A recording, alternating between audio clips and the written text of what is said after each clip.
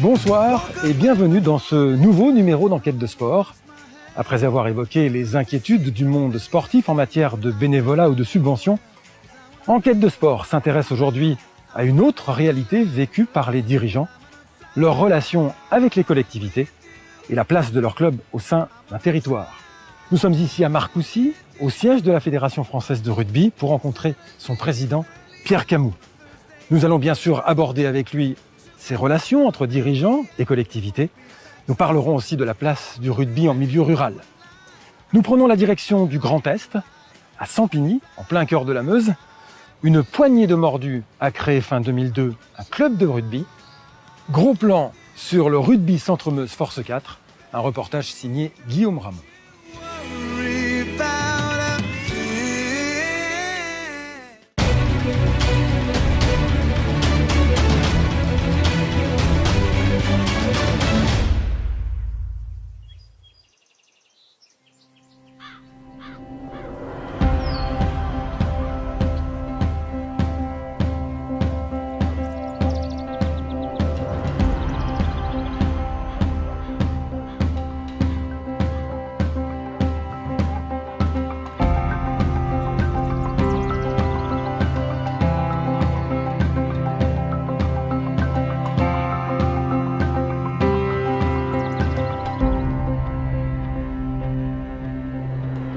Pour parler rugby, il aurait été facile de prendre la direction du sud-ouest où les enfants naissent avec un ballon ovale dans la main. Mais nous sommes ici en Meuse, où les balles tirées ont longtemps été le fait de la folie des hommes et où la terre a trop souvent résonné au son des canons.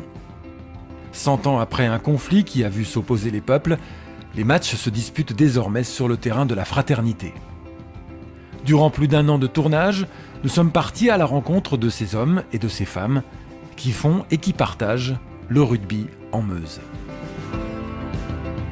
Je m'appelle Camille Tridon, j'ai 42 ans. Je suis entraîneur, joueur, éducateur et membre du bureau de Centre-Meuse Force 4.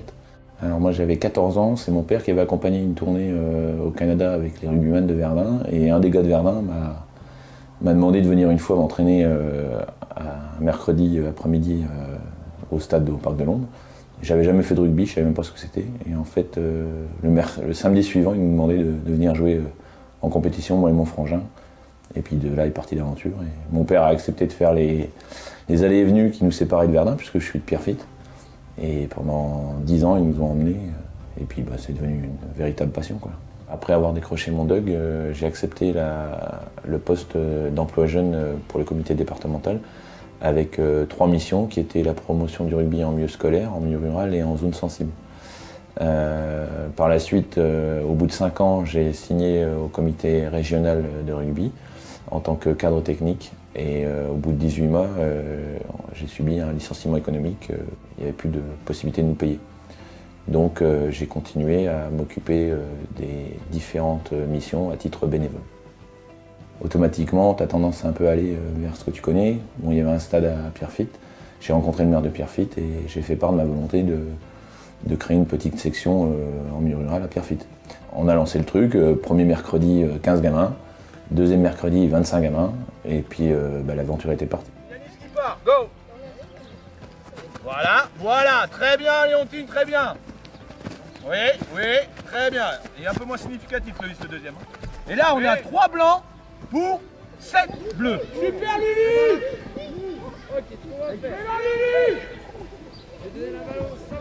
Chaque fois, ça doit être comme ça. Au bout de 2 ans, a été lancé un programme qui s'appelait 100 villes, 100 clubs au nord de la Loire. Donc c'était créer 100 clubs de rugby dans 100 villes différentes dans le nord de la France. Et on a souhaité en fait associer Pierrefitte au dernier moment pour l'intégrer dans le programme 100 villes, 100 clubs. Donc ça faisait qu'on se retrouvait avec 2 territoires, Saint-Miel et Pierrefitte. De là, les élus ont proposé d'y intégrer également Vigneulles et Commercy. Donc on s'est retrouvé avec 4 codécoms, d'où le nom Centre-Meuse Force 4. Voilà. Donc on a démarré à Pierrefitte avec des gamins de 4 ans et demi jusqu'à 14 ans.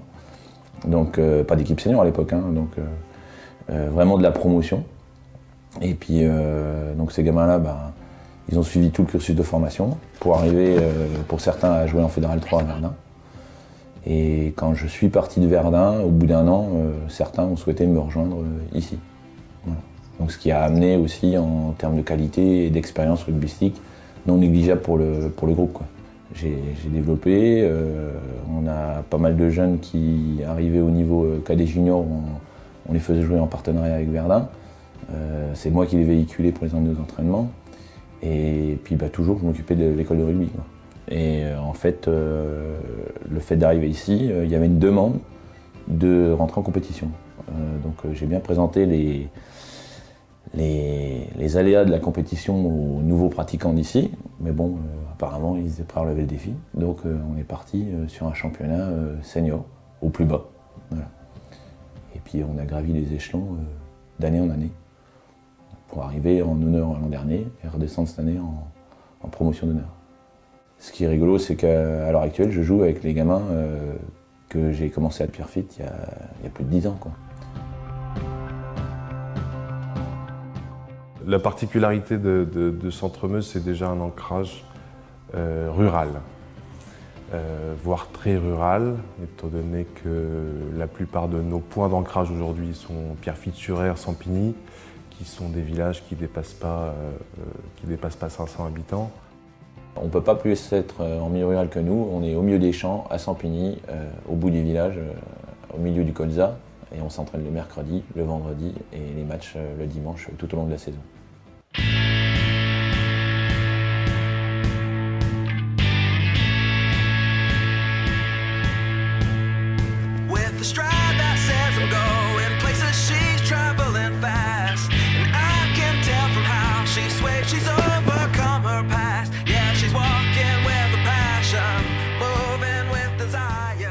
Vous avez caviar à Camille, donc c'est devant que ça va se gagner. Devant on va faire le combat, on va y aller tous, avant, arrière, on y est. Par contre les gars, j'ai maniaque, je veux de l'envie, je veux les morts de faim, des morts de faim. Les gars, on va les chercher, on les pille, on les retourne chez eux, on met des boîtes, des boîtes, des boîtes. Faites-vous plaisir, putain. Allez, bleu, allez, faites-vous plaisir. On est des fonds. Allez. J'ai envie du plaisir, allez.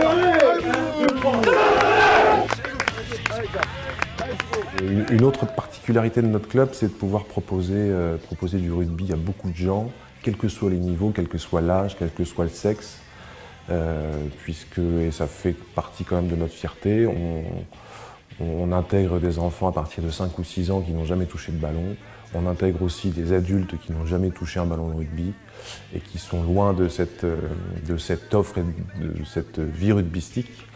Et en même temps que cette offre à des débutants, pouvoir atteindre aujourd'hui aussi un niveau qui fait partie des plus hauts niveaux régionaux en Lorraine. Donnez tout ce que vous avez dans la panse. Tout. D'accord? Gagnez le respect de ce mec-là en face. D'accord? Comme dit Fabrice, il ne vous respecte pas. Je ne peux pas avoir un mec derrière moi sur la montée défensive. Hein. Pas un. Va aller chercher. Passe à coup sûr. Je veux plus d'approximation. Passe à coup sûr. Je ne peux pas donner comme ça. Par contre,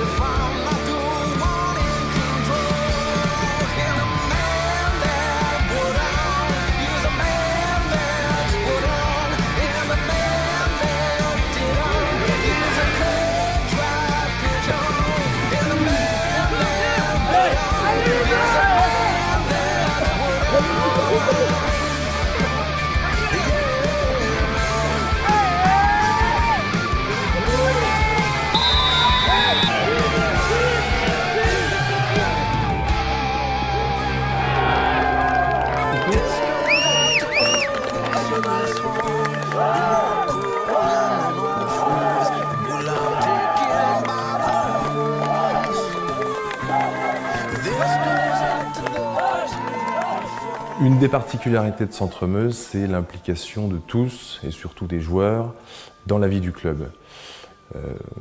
On a un exemple bien particulier, c'est le dimanche. Les premiers arrivent à 10h pour tracer le terrain. Ce sont des gens qui vont jouer.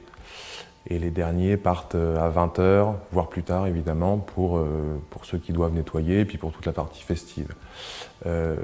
C'est quelque chose que j'ai rarement vu, voire peut-être jamais vu dans d'autres clubs. C'est-à-dire que dans notre club, la plupart du temps, le terrain est préparé par les municipalités. Nous étant adossés à une municipalité comme Sampigny, Sampigny n'a pas forcément les moyens de détacher une personne pour prendre 2, 3, 4 heures pour tracer un terrain de rugby, rien que pour nous. Les relations qu'on a aujourd'hui avec les collectivités, elles évoluent dans le bon sens après une grosse période de disette. C'est-à-dire qu'on a une collectivité, une Codecom surtout, qui nous a toujours soutenus, c'est la Codecom Entraire et Meuse, qui avec le peu de moyens qu'elle a toujours essayé de nous aider dans le développement. Sur les 3 autres, on a eu des aides par à-coup, surtout du Saint-Mielois, mais les 2 autres quasiment absentes depuis la création du projet. Toujours les mêmes arguments, c'est qu'on n'a pas assez de pratiquants provenant de leur territoire ou qu'on n'est pas situé sur leur territoire. Sachant que tout le monde était bien d'accord de nous mettre dans le trou du cul du monde, en plein milieu des champs, au départ de l'activité. Mais ça, les gens sont un petit peu amnésiques.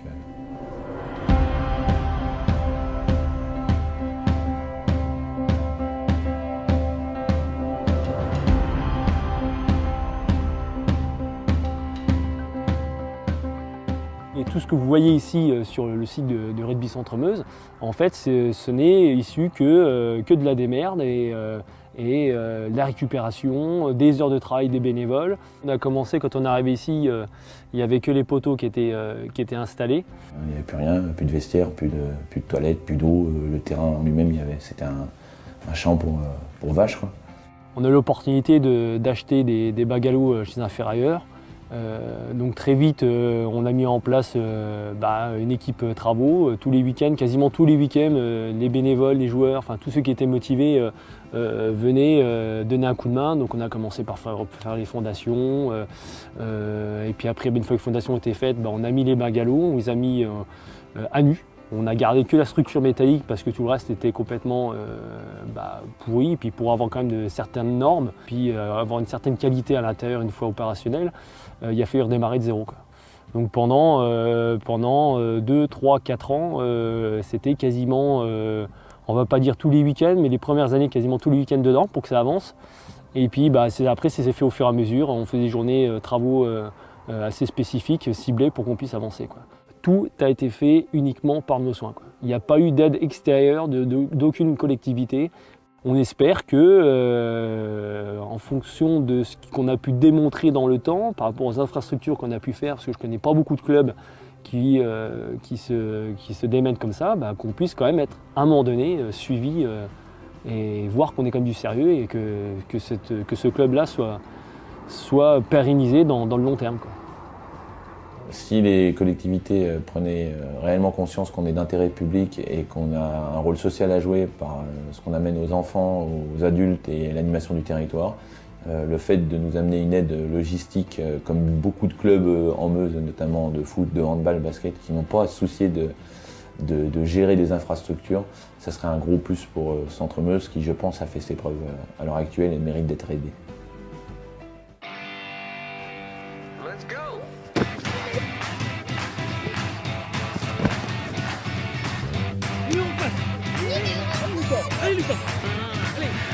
Attrape le pied.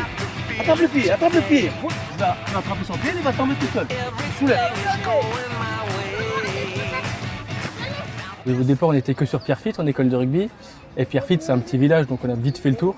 Pour s'étendre, c'était assez compliqué. Maintenant, Commercy, c'est une plus grosse ville, donc voilà, là, on est une trentaine, ça fait 1 mois et demi qu'on a commencé. On vient de lancer Saint-Miel aussi, pour s'étendre encore plus, pour toucher les 3 Codecom.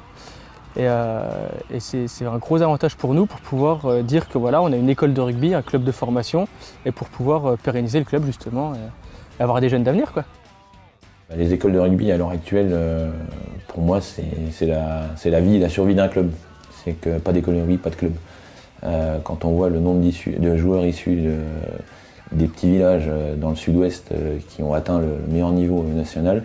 Je pense qu'à l'heure actuelle, notamment par rapport aux programmes de promotion qui ont été mis en place sur le Nord, moi je pense que les structures en milieu rural, elles offriront des joueurs de l'équipe de France demain. Il faut en être convaincu et il faut travailler dans ce sens-là. Et si on ne le fait pas, on se prive de futurs très bons joueurs. Et c'est la base qu'il faut aider. Et c'est les gens, les petits bénévoles, les petites structures qui vont enrichir le rugby français. On fait la passe, on va l'aider, plaque, on lâche pas. Des joueurs formés à Centre-Meuse jouent aujourd'hui dans les meilleurs niveaux régionaux et qu'un des jeunes qui ont aujourd'hui 6 ans, 8 ans, 10 ans puisse un jour, pourquoi pas, atteindre le meilleur niveau national, on peut se permettre d'y en rêver. J'espère que la Fédération française de rugby aidera les petits clubs à promouvoir et développer les écoles de rugby dans les années à venir, comme elle l'a fait auparavant. Tout ce qu'on a appris là, les petites techniques que je vous ai montrées, on va le faire, on va l'utiliser pendant le petit match. Ok? C'est bon? Est-ce que vous avez compris? Est-ce que vous avez des questions? Ok, allez, on va aller boire un coup maintenant. There's something changing in the water. They say the world is getting hotter, but our attention won't be given up. There's something coming in the distance, but there's no glamour in resistance. The comfort's just too good to... Le sportif est très important. Il y avait aussi le festif. Alors festif pour créer du lien forcément et aussi pour amener de l'argent au club et pour faire vivre le club. Et donc on a décidé de créer une association, donc les Amis du Goupil, qui est pour vocation unique de gérer tout ce qui est manifestation et festivités autour du club. Le but de l'association, c'est de créer des bénéfices, donc par le biais de soirées, de troisième mi-temps, donc après match, et par d'autres moyens comme les tombolas, les calendriers. Donc cet argent-là en fait est versé, les bénéfices de l'association sont versés au club afin de pouvoir améliorer notre confort de vie sportif, quoi. Des événements, le club en organise beaucoup, et notamment la Nuit du rugby qui tous les ans réunit plus de 300 personnes à Saint-Mihiel. L'organisation est quasi militaire. Pour gagner donc un maximum d'argent, faire un gros bénéfice, on est obligé de s'organiser nous-mêmes, donc surtout au niveau du repas. Aujourd'hui, on crée les entrées nous-mêmes, on les sert nous-mêmes, un traiteur qui est là sur place pour nous faire un plat de résistance, mais au niveau du service, donc du plat, de l'entrée, du fromage et du dessert, on s'occupe de ça quasiment à 100%. On est obligé de passer par là pour gagner de l'argent, parce qu'aujourd'hui, si on fait faire ça par un traiteur avec des serveuses, on ne gagnerait pas d'argent.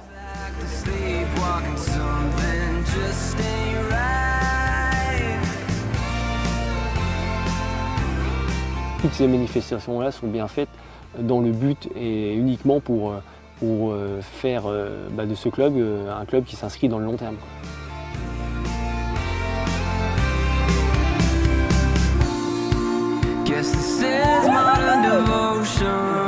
Encore une fois, merci à tous et je crois que ça va durer assez longtemps.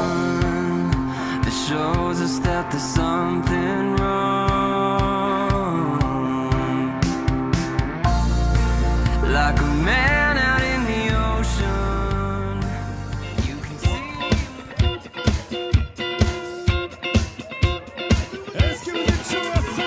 This is the high school, she'll fight well, they white girl, this bumping and hood girls, then good girls, they masterpiece, styling, wildin', living it up in the city. Good Jackson, we sound around, gotta keep myself so ready.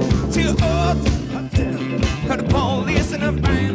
Too old, I could drag down when I'm saying man. Too old, say my name, you know who I am. Too old, I'm bound to find that I'm on it again. Girl, see it, hallelujah.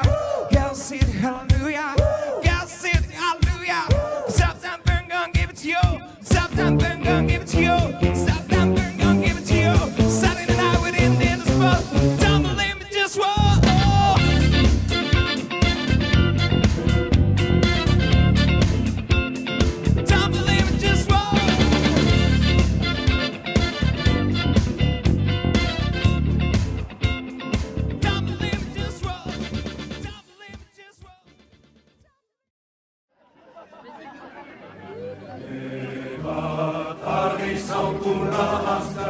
L'un des autres grands rendez-vous de l'année, c'est le challenge Bernard Tridon. Tous les amateurs de rugby peuvent y participer. Il suffit de constituer une équipe de 7 et les parties se disputent sans plaquage et dans la bonne humeur.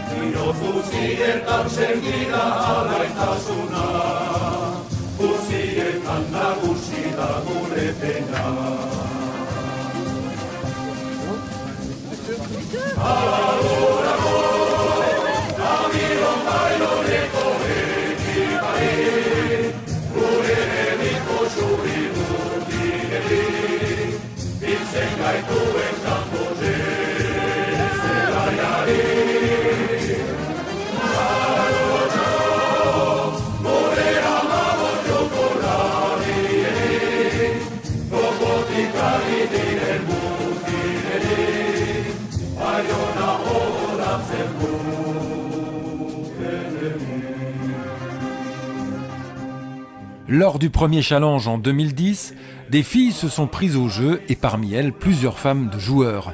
Aujourd'hui, elles s'entraînent toutes les semaines et ça paye. Cette année, les filles de Centre-Meuse, les Pink, se sont qualifiées pour le premier championnat de France féminin de rugby à 5 à l'Arche.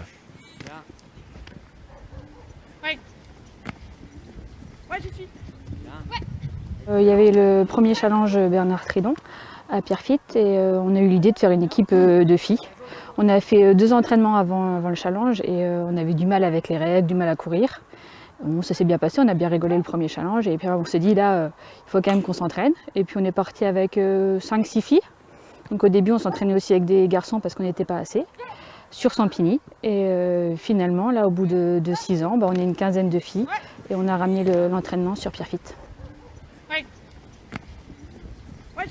Et lorsqu'on leur demande pourquoi elles ont opté pour le rugby sans contact, la réponse coule de source.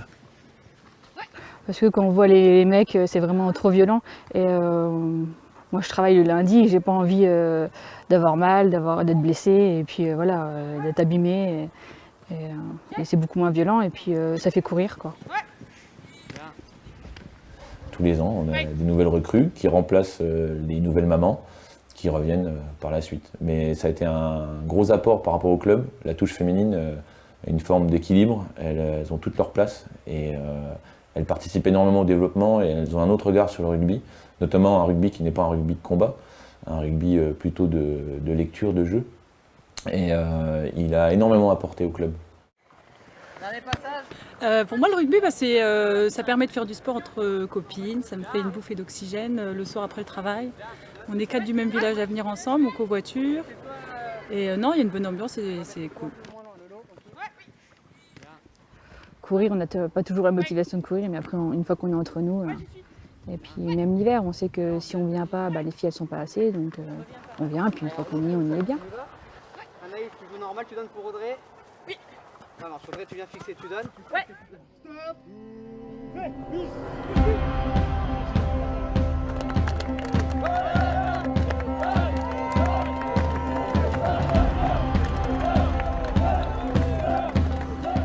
Cela fait maintenant plusieurs années que les hommes et les femmes en bleu du Centre Meuse Force 4 se battent pour faire vivre le club, sur et en dehors des terrains. Quand on leur demande ce que le club représente pour eux, les réponses se ressemblent étrangement. Pour le club de Sampigny, Force 4, pour moi en fait c'est ma deuxième famille en fait. Pour partager l'amour du rugby, que ce soit avec des petits, des gros, des grands, des maigres, voilà, c'est un partage, c'est le partage de plein de choses. De l'amitié, de l'entraide et du plaisir, surtout du plaisir. Un lieu de rencontre, un lieu de sport et ça fait 10 ans que je joue au rugby et je m'en lasserai pas. C'est une grande famille, on s'intègre vachement vite, c'est complice, c'est rigolo, Voilà, tout le monde est là les uns pour les autres, autant sur le terrain qu'en dehors. Ici, on accepte tout le monde de toute façon. Si ça ne plaît pas, ben, il s'en va, mais en général, ils restent tous. Oui.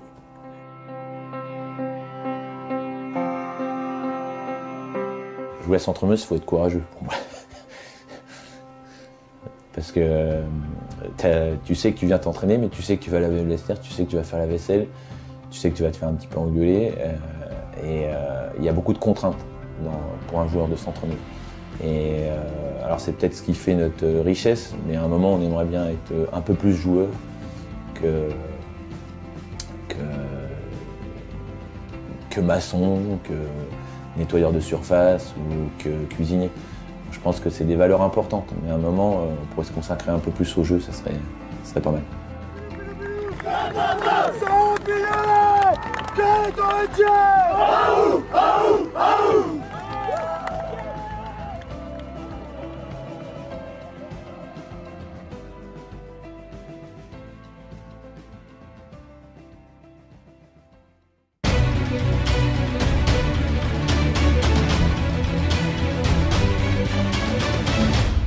Pierre Camus, bonjour. Bonjour. Monsieur le Président, merci de nous recevoir ici au sein du siège de la Fédération française de rugby, dans un magnifique terrain d'entraînement synthétique. En 2002, fin 2002, une poignée de passionnés a créé un club de rugby à Sampigny dans la Meuse. Alors Sampigny, c'est 740 habitants. On n'est pas dans une terre de rugby, on est au nord de la Loire, en plein territoire rural. Et ce sont des gens vraiment qui se sont défoncés pour porter ce club à bout de bras. Les résultats sont là, meilleur niveau régional pour l'équipe senior, 2 écoles de rugby, une section féminine, une qualification pour les championnats de France de rugby à 7 à Albi, 86 licenciés. À l'époque, ils ont été aidés par la fédération et aujourd'hui, ils ont l'impression d'être un peu abandonnés. Alors, ils sont toujours motivés, très motivés, mais ils ont l'impression d'être abandonnés et ils se fatiguent. Qu'est-ce que le président de la Fédération française de rugby peut leur dire aujourd'hui pour les rassurer? Alors, je peux leur mentir. La fédération n'a pas directement aidé. C'est 108, 100 clubs avec l'EDF à travers des territoires qui voulaient construire leur territoire. Donc l'aide, elle est en certain temps et ensuite, c'est juste pour le démarrage des hommes qui construisent dans leurs ambitions, dans leur vie. Ce n'est pas être au service, ne veut pas être dit serviteur. Il y a 1900 clubs en France. Et on ne peut pas être à chacun, ça serait mentir. Je crois que ça fait trop longtemps qu'on ment dans ce pays, ce n'est pas mon style, mais je crois, par-dessus tout, à la qualité des hommes qui habitent des territoires, et quand ces qualités des hommes se battent pour des convictions, pour leurs propres gamins, pour un territoire, je suis sûr qu'ils peuvent dépasser les difficultés. Je sais, les difficultés de l'État, je sais les difficultés des régions, des départements, des dotations globales de fonctionnement. Je ne suis pas là obligatoirement pour pallier à l'absence des autres. Et que la classe politique aussi sache quelle est sa mission, quel est son territoire, quelle est sa modalité de construction de territoire. Alors, tout à l'heure, quand on a préparé l'interview, vous m'avez dit « je n'aime pas le terme petit club ». Je déteste. Je déteste mon dirigeant qui va chercher 500 €. Il a autant de qualités, si ce n'est davantage, que celui qui va en chercher 1 million. Parce que le monde n'est pas le même. Le médecin que j'ai, le notaire que j'ai, il a autant de qualités que le médecin du top 14 de l'équipe de France. Et je ne supporte pas. Parce qu'un club, il est fait par des hommes. Qu'est-ce que c'est un club? Et je crois qu'on l'oublie. Un club, c'est d'abord un acteur de la cité, d'un territoire, des territoires qui se construisent. Un club, c'est d'abord amener des gamins à la citoyenneté, au vivre ensemble. Et je crois qu'aujourd'hui, plus que jamais, on manque de ces valeurs. Et comme en sport, et comme Sampigny, tous ceux qui se battent pour ça, ils se battent pour ça. Ils se battent pour transmettre ce qu'ils ont reçu. Je n'ai jamais dit que c'était simple. Simplement, j'ai un sport qui a des hommes. On peut essayer d'accompagner, mais le temps des prébendes est terminé. C'est d'abord des hommes qu'il faut construire. En quoi le rugby peut-il être un vecteur d'attractivité d'un territoire? Parce que souvent, les élus disent « Ok, on veut bien vous aider, mais qu'est-ce que vous nous apportez ?» Je ne parlerai pas en termes d'attractivité. Je parlerai simplement dans ce qui me paraît être l'essentiel aujourd'hui, de lien social. Parce que ce sport est peut-être le seul qui permet un petit gros, un grand, un petit, d'être ensemble, de vivre ensemble, quelle que soit sa couleur, quelle que soit sa religion, quel que soit son métier, avec une balle ovale, on ne sait pas où elle va, d'être ensemble, et que ce monde où on est, où il n'y a que l'argent, que des buzz, des trucs, ce sport permet encore, je ne sais pas combien de temps, et je me bats en vieux conservateur pour que ça le reste, le vivre ensemble. Je crois que la société dans laquelle nous vivons ne sait plus ce que c'est le vivre ensemble, parce que c'est du chacun pour soi. Alors vous parliez tout à l'heure d'un monde qui change, la réforme territoriale est en route, elle pose beaucoup d'interrogations aux dirigeants. Est-ce que la fédération a anticipé ces changements ou c'est au club de le faire? Non, attendez, il y a deux choses et le code du sport, à moins qu'on m'ait expliqué qu'il ait changé, n'a pas changé. Il y a des régions politiques. Mais les régions n'avaient pas toutes la même politique sportive. Ça c'est autre chose, ça c'est l'avis des uns et des autres à l'intérieur de la politique de chacune des régions. Et je ne m'immiscerai pas, j'ai trop le respect des différences, et je tiens à construire une France autour des accents et des différences. Le mien n'est pas celui de la Meuse, donc je tiens à construire autour des accents, parce qu'on ne s'enrichit que de la différence et de l'apport de l'autre. Ensuite, il y a une politique, un code du sport, que je sache, le code du sport définit des régions, mais la politique sportive et la politique administrative appartiennent aux fédérations. Et je suis pour la proximité la plus essentielle. Alors, je ne bougerai rien, sauf si j'ai changé d'État, qui me donne des ordres, mais je ne bougerai rien sur la proximité. J'ai des gens qui représentent une fédération des entités choisies par leur club, et je tiens à cette proximité essentielle, quitte à me faire engueuler. Et c'est ce que je trouve de beau dans mon sport, c'est mêler relever toutes les 5 minutes. Oui, il y a l'un, il y a l'autre, et c'est ce que j'aime dans ce sport, même si parfois c'est compliqué de les recevoir.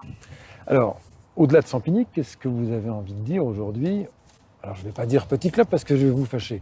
On va dire à des clubs des territoires ruraux, au nord de la Loire, pas forcément dans les terres de rugby, pas forcément avec une histoire forte dans le rugby. Qu'est-ce que vous avez envie de leur dire? Si je peux me permettre, je ne vais pas parler du nord de la Loire, parce que le plus compliqué n'est pas le nord de la Loire. Le nord de la Loire, ce sont les nouveaux chrétiens, ceux qui aiment, ceux qui découvrent, ceux qui se battent, ceux qui ont la passion.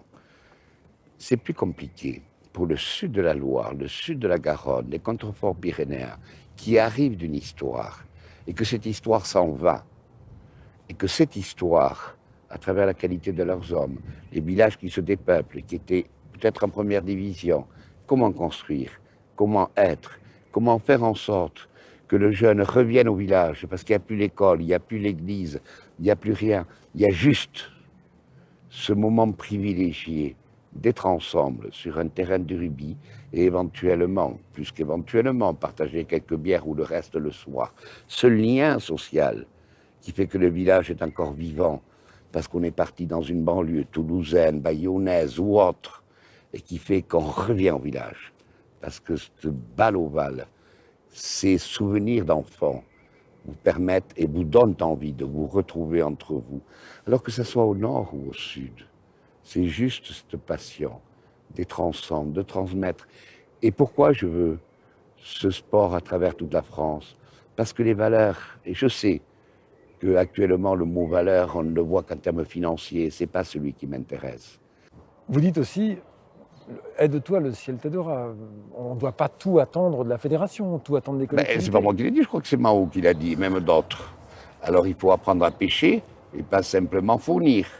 Que c'est pas simple, que c'est pas facile. On a 1900 clubs, du sud, du sud-ouest, du sud-est, de la Meuse, du nord. Aucun n'a la même histoire, aucun n'a le même territoire. Qu'est-ce que vous avez envie de dire à tous ces dirigeants qui se battent tous les jours, qui tracent leurs lignes? Vous parliez tout à l'heure. Alors tracer les lignes, attendez, alors je vais pas revenir à mon expérience privée, puisque le temps est là, mais moi j'avais 17 ans et mon frère, nous avons construit un club dans 1700 habitants, il est toujours en Fédéral 2, et on avait 2 poires chez les pompiers, on se changeait, ma mère lavait les maillots, on mettait les poteaux. Et je continue à le faire. J'étais à Garassi dans mon club. Oui, c'est pas moi qui les ai faits, mais c'est mes gosses qui les ont faits. Et je vois pas ce qu'il y a. Autrement, c'est l'embourgeoisement. Chacun fait quelque chose. Il n'y a pas un président et ceci, non. Il y a des gens qui veulent construire ensemble Et le plus important, c'est ce bénévolat que vous indiquez.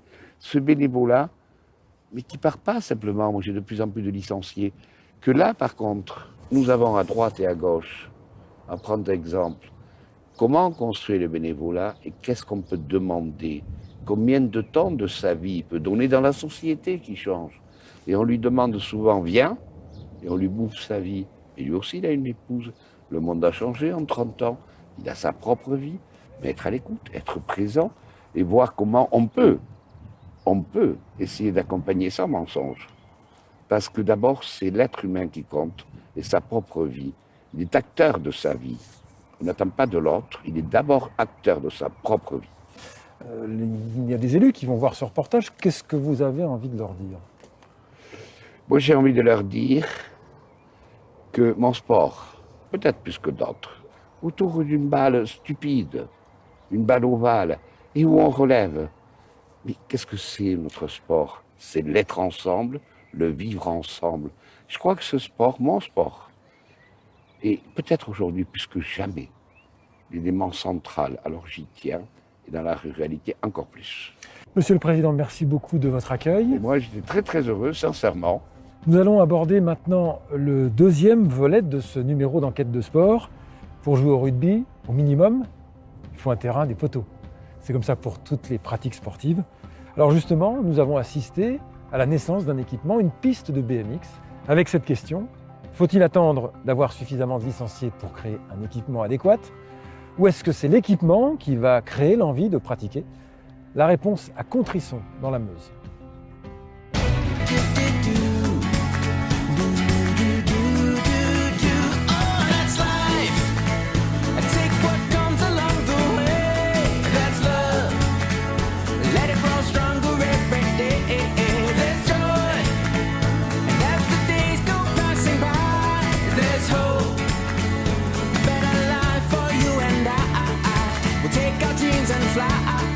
Together we